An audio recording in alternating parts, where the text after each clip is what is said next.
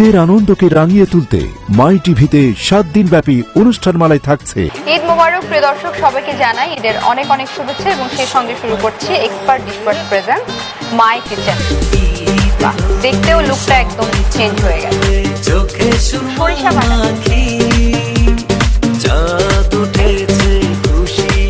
ঈদের বিশেষ রান্না বিষয়ক অনুষ্ঠান এক্সপার্ট ডিশওয়াশ মাই কিচেন দেখবেন আজ সন্ধ্যা 6:50 প্রযোজনা মনিরুজ্জামান লিপন। ঈদের এই বর্ণিল আয়োজনে মাই টিভির সাথেই থাকুন।